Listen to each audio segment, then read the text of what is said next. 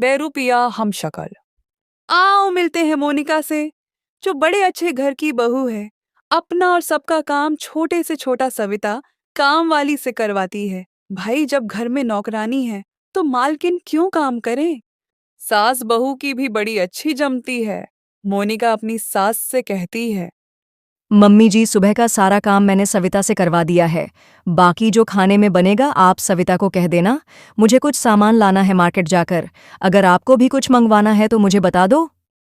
मोनिका तैयार हो जाती है और अपनी कार में बैठकर मार्केट जाती है। मोनिका मन में सोचती है, क्या बात, आज तो मार्केट में भीड़ नहीं है, सामान भी आराम से लिया जाएगा। मम्मी जी ने सही कहा था, इस समय भीड़ नहीं होती मार्केट में। अब मैं कहाँ से शुरू करूँ सामान लेना।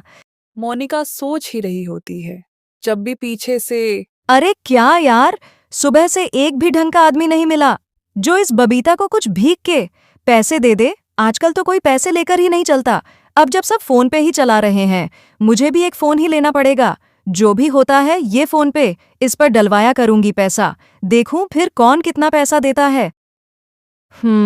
ये कुछ अच्छे घर की लग रही है। थोड़े कुछ पैसे तो दे ही देगी जिससे मेरा पेट भर सके। दीदी जी, इस गरीब को कुछ पैसे दे दो, ऊपर वाला आपका भला करेगा। अरे ये क्या, तुम तो मेरे जैसी दिखती हो। कौन हो तुम? अरे हाँ दीदी, बोल तो आप सही रही हो, हमारी तो आवाज भी एक जैसी है। कहाँ से आई हो तुम? आज से पहले मैंने तुम्हें कहीं नहीं देखा। दीदी जी, मैं तो यही पास ही के गांव से आई हूँ। मेरा एक छोटा बेटा है, भीख मांगकर गुजारा करती हूँ। वैसे तो हम दोनों एक जैसी हैं, लेकिन एक ही फर्क है हम दोनों में कि आप काफी अमीर लगती हैं और मैं एक गांव की गरीब बेसहारा औरत। बबीता की बातें सुनकर मोनिका कुछ सोचती है और कार में से अपने पैसों का पर्स लाकर कहती है। यह कुछ पैसे हैं, तुम्हारे काम आ जाएंगे। मेरे पास फिलहाल इतने ही पैसे हैं मदद करने के लिए। तुम घर जाकर अपने बच्चों को कुछ अच्छा खिला देना। मैं तुमसे मिलने कल फिर आऊंगी। दीदी जी, आपका बहुत बहुत शुक्रिया। मैं कल आपसे यहीं पर मिलूंगी। बबीता बैग लेकर घर पहुंचती है, लेकिन कहते हैं ना, कुछ लोगों को अच्छाई रास नहीं आती। आइए देखते हैं आखिर क्या खिचड़ी पक रही है बबीता के दिमाग में। अरे वाह, इसमें तो बहुत सारे पैसे हैं। वह तो कह रही थी थोड़े से ही पैसे हैं। अब तो कई हफ्तों तक भीख भी नहीं मांगनी पड़ेगी। अब जब थोड़े पैसे इतने हैं तो ज्यादा पैसे कितने होंगे। अरे क्या यार, शक्ल भी इसकी जैसी है मेरी, आवाज भी इसकी जैसी है मेरी। बस पैसा भी उसी के जैसा हो जाता तो क्या बात थी। हर जगह की ठोकरें तो नहीं खानी पड़ती। चल बबीता, अपने इस शातिर दिमाग के घोड़े दौड़ा और इस शक्ल का फायदा उठा। हन, ये बिल्कुल ठीक रहेगा। अब कल देखती हूँ कैसे नहीं बदलेगा मेरा नसीब। अगले दिन मोनिका जब दोबारा बाजार जाती है तो देखती है कि बबीता पहले से ही वहां खड़ी होती है, लेकिन इस बार एक नई चाल के साथ, जिससे मोनिका बिल्कुल बेखबर है। क्या हुआ बबीता, यह हाल कैसा बना रखा है और इतना रो क्यों रही हो? सब ठीक तो है? दीदी जी, मेरे बच्चे की सुबह से बहुत तबीयत खराब है। हमारा कोई नहीं है। मैं आपके आगे हाथ जोड़ती हूँ, मेरे साथ मेरे घर चलिए। मैं आपकी उम्र भर आभारी रहूंगी। अच्छा चलो, तुम रोना बंद करो, मेरी कार में बैठो, मैं तुम्हारे साथ चलती हूँ।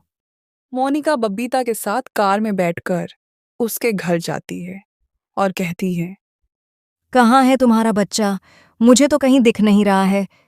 तभी बबीता पीछे से वार कर देती है। बच्चा होगा तो दिखेगा ना। बबीता मोनिका जैसा रूप लेकर घर बंद कर कर जल्दी से निकल जाती है कार में बैठकर। अब रात ज्यादा हो गई थी।